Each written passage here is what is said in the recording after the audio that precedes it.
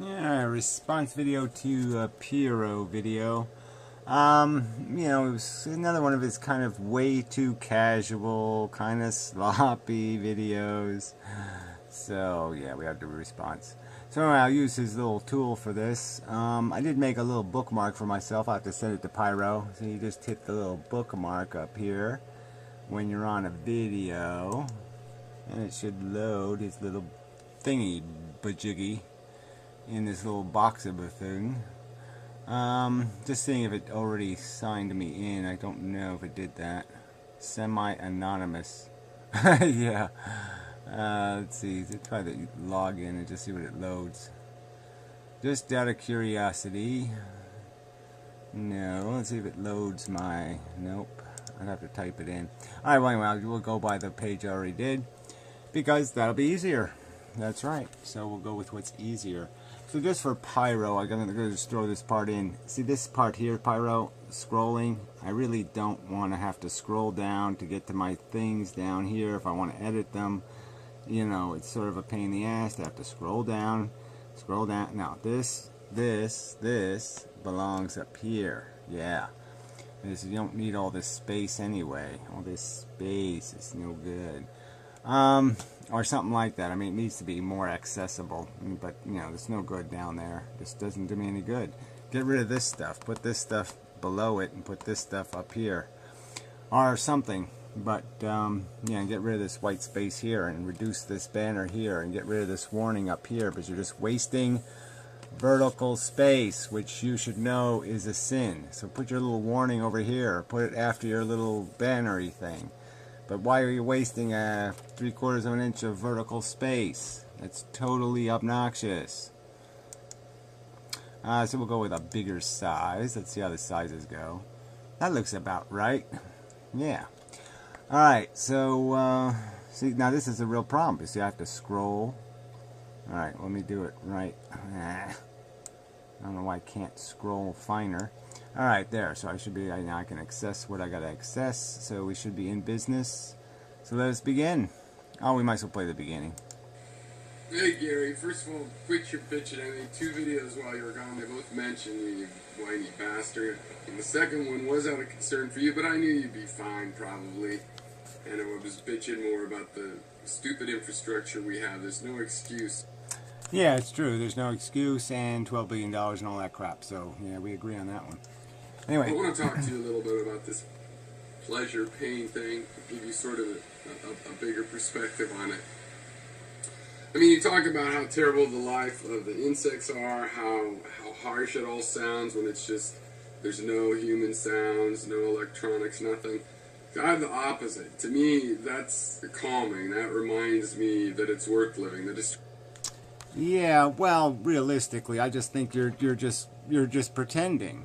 And what's happening in the insect world is probably equatable to what happened on the dinosaur world, or you know, some other, even what you can imagine as machines, you know, that had some degree of sensation ability, and it's going on out there. And so you're assuming things that I don't think science has demonstrated to be the truth. So, let me turn this off. That was, sorry.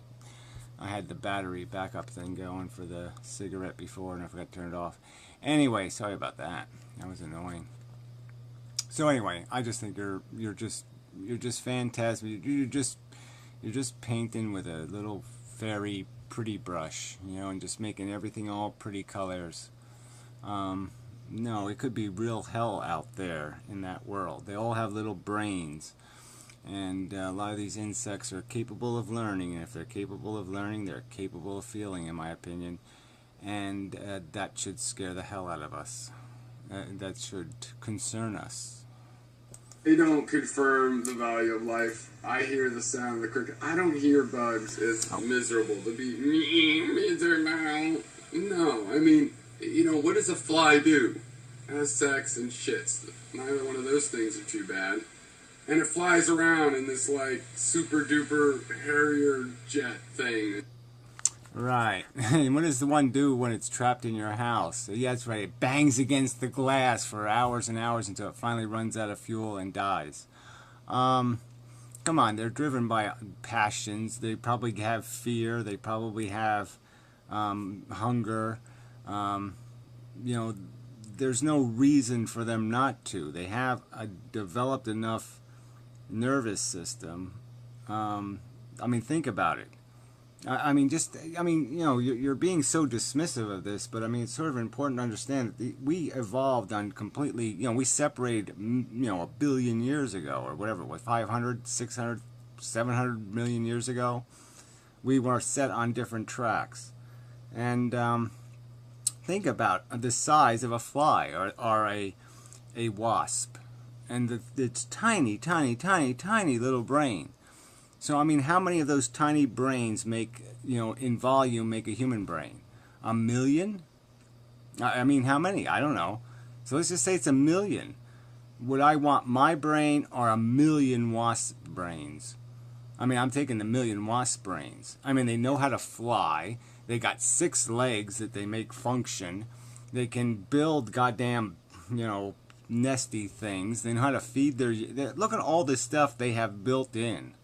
I mean, it's an incredibly efficient brain.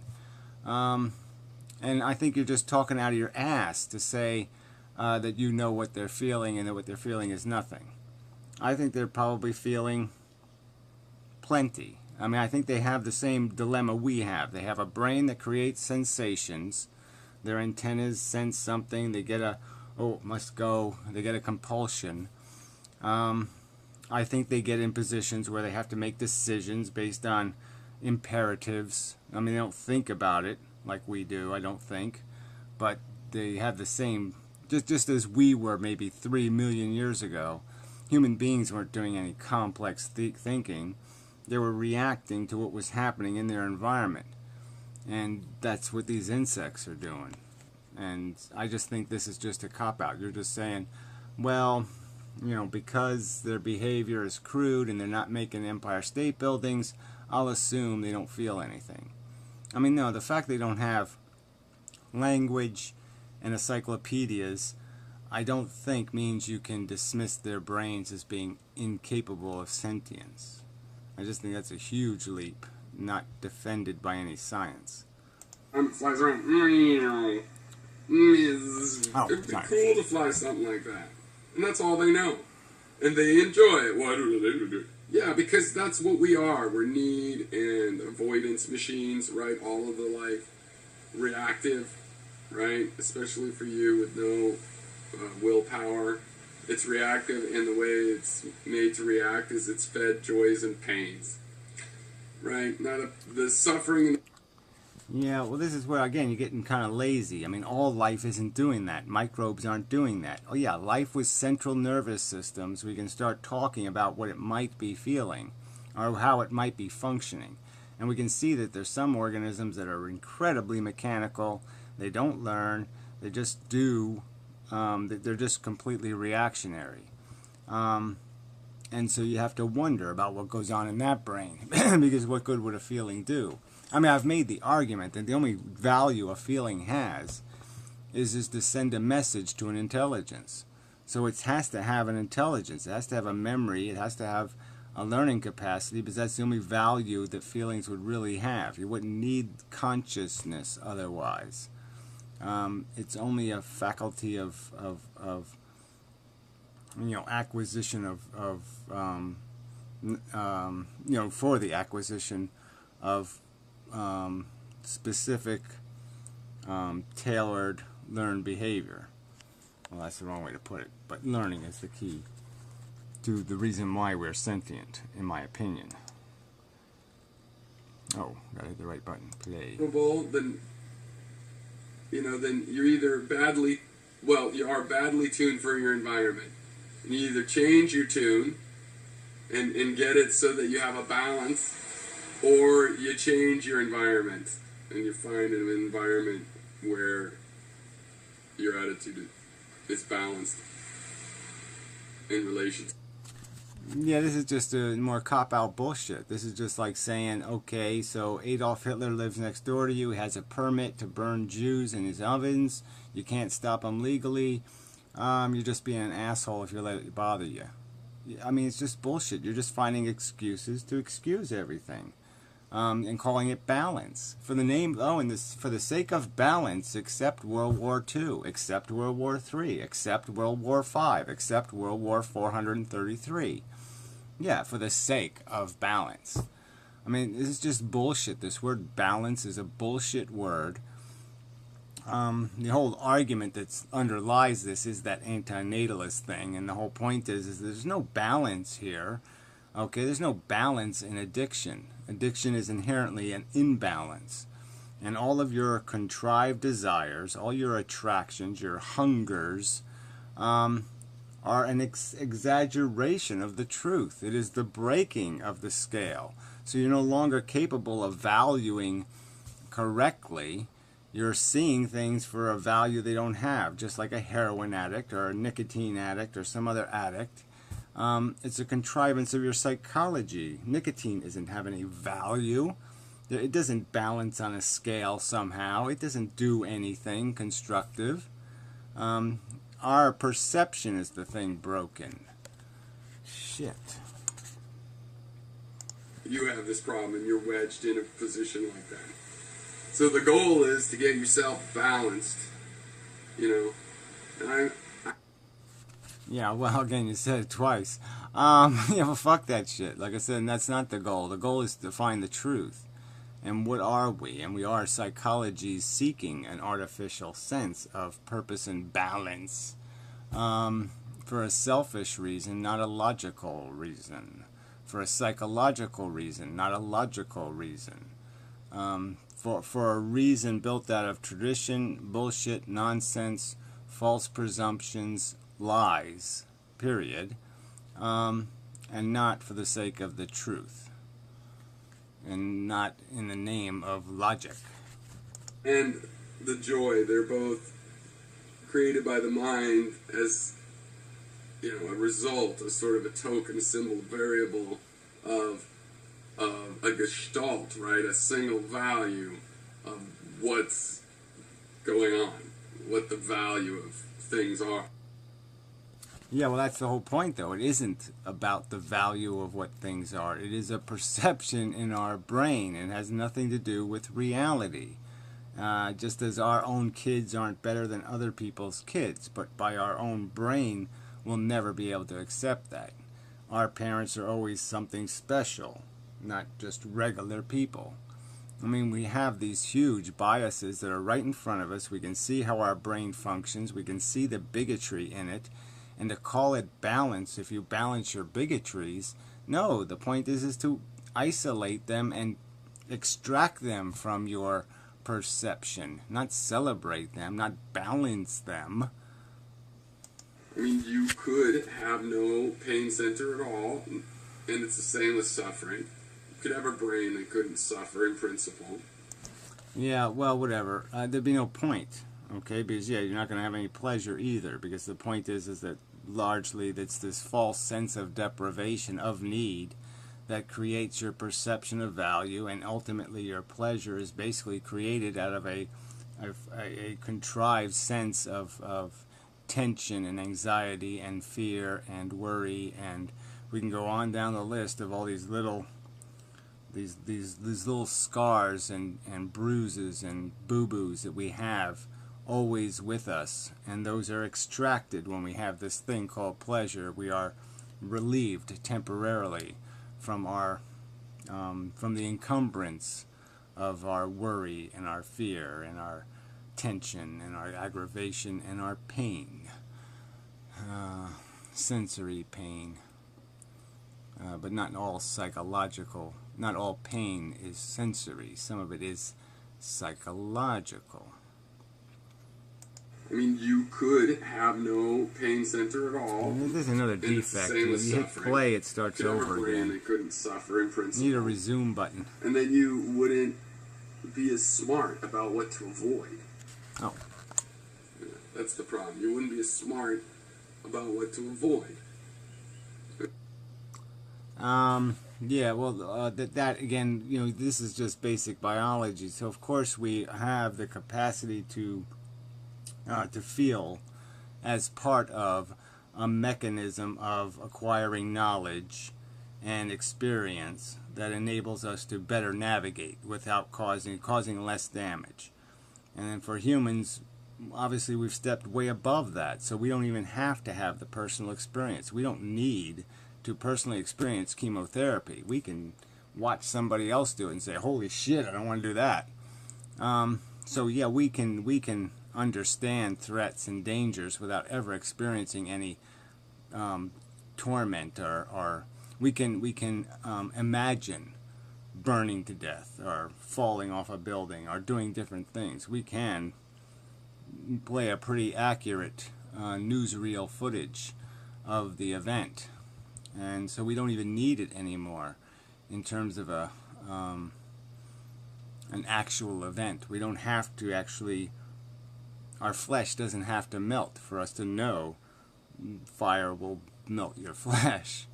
So it's just kind of a bullshit argument to make, and it's a very crude mechanism in nature. So animals suffer a great deal of wasted suffering, in their throes of death. Once they're physically damaged beyond repair, if nature had any kind of compassion, it would turn off the sensory mechanism, and it doesn't.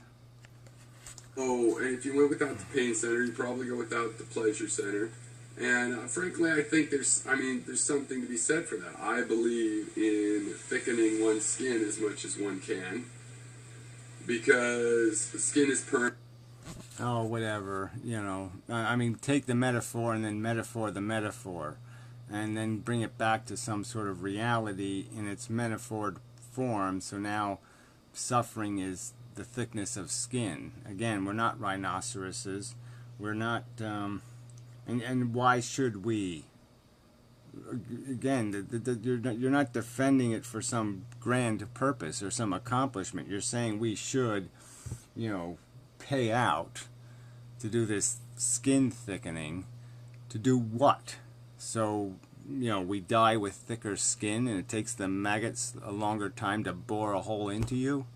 What the fuck good is your thick skin going to do you when you are, an irrelevancy of the long dead past?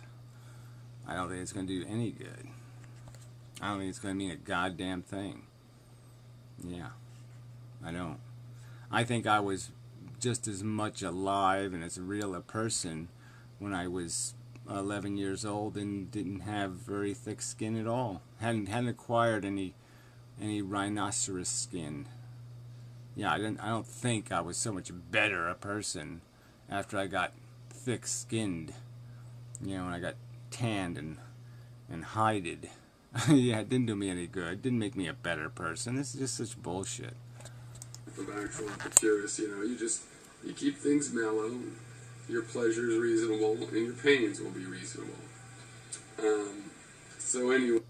Yeah, and if you mix juicy fruits and gummy bears and with some sweet tarts, and you mix them all in a bowl, it makes a clankety clank sound, and they stick together. What the fuck does that mean? I mean, that's just all these little trideisms, the more little tridey mush.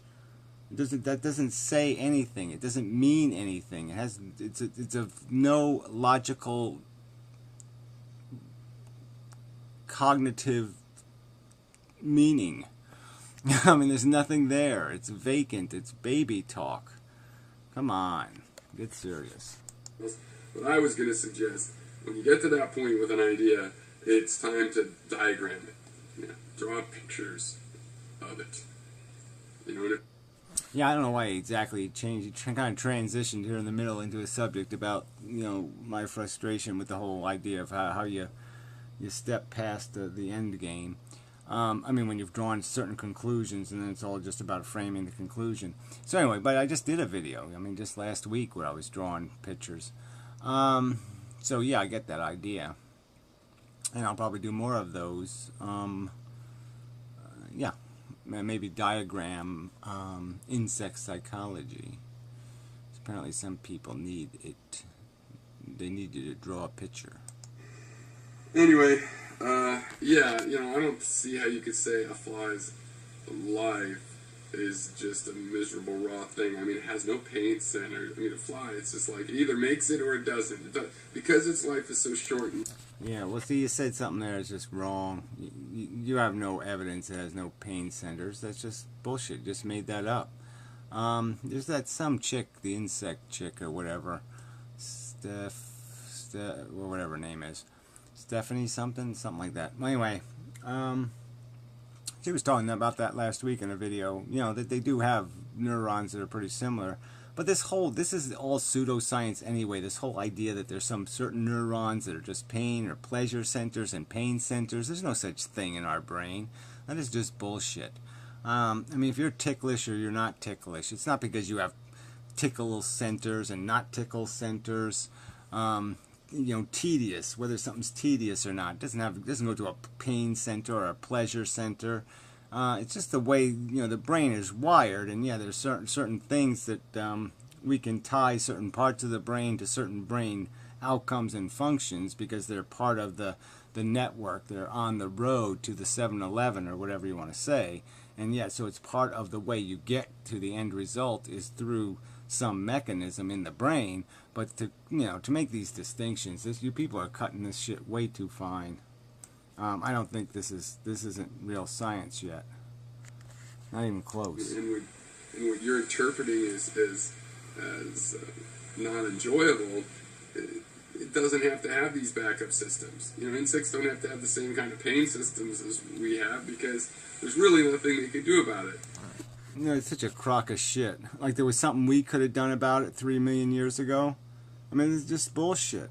Okay, they still have a genetic code, and if they're not a hive insect or something like that, they have an individual DNA that they're trying to get into the future, and they have every incentive to preserve they have the same incentives that exist for us and how we were constructed. So I think it's stupid to imply that they're living by a different rule, that they can somehow they're more disposable, and they're only more disposable when they're in a hive or a colony or some other instrumentality where they're not the carrier of the DNA. So this is kind of a bullshit argument. They don't need to nurse their leg. They're going to die in a couple days or a month or weeks or whatever. I got that wrong last time, but whatever. In a short period of time. Yeah, well, whatever. It doesn't matter, okay? And cicadas live 17 years, okay? Most of it underground, but they live 17 years, all right? And they have to fight off enemies, mites and different things that might attack them. They have to survive this 17 years so they can metamorphize and live for 30 days and eat, drink, and fornicate and die. Dragonflies, I don't know how many seasons they live underwater, but it's more than one, pretty damn sure. So again, this is bullshit, Pyro. So nursing their stuff, they just go for it. Yeah, whatever. Like I said, there's no more go for it than us, and obviously you can find lots of mammals that fight to the death or do extreme things in extreme circumstances, but to argue that there's no sensation is stupid. I mean, obviously a leg isn't as vital to most insects as one of our legs would be. So yeah, they can lose one, and it's probably not, the machinery is made to accept the losses, to accept damage. But they still have to get to the end game. And, they're not going to do that if they take on too much damage. So damage isn't free for them anymore than it's free for us. They have purely enjoyable lives. Yeah. Oh no, but their guts are getting eaten out. Yeah, if you were human, you're imagining that. You have pain centers. They are just getting consumed and then it's going to be over. There's this sadness and tragedy that we project into it. And it's not because I don't think they're real creatures. I do.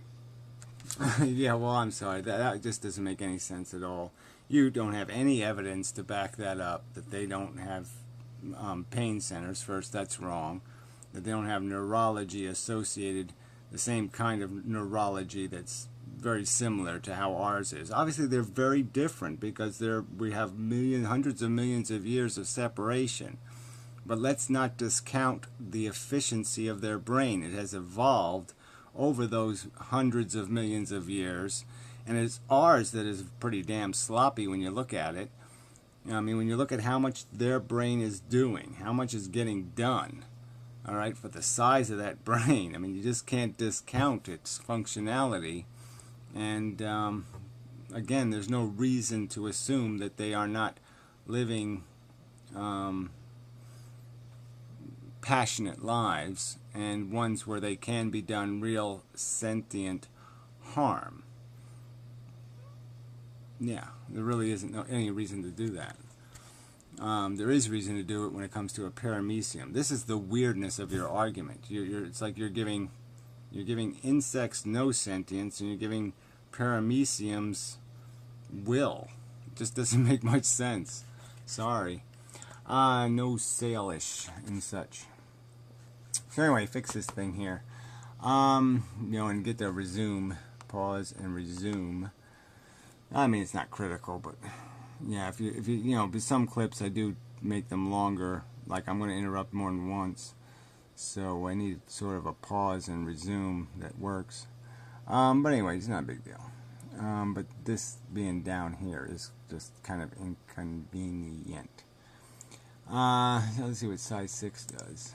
Ooh, that's a big one. Yeah, that's big. Alright, well anyway, enough of a video. Shouldn't waste time. So till the next time and such, and so forth and whatnot.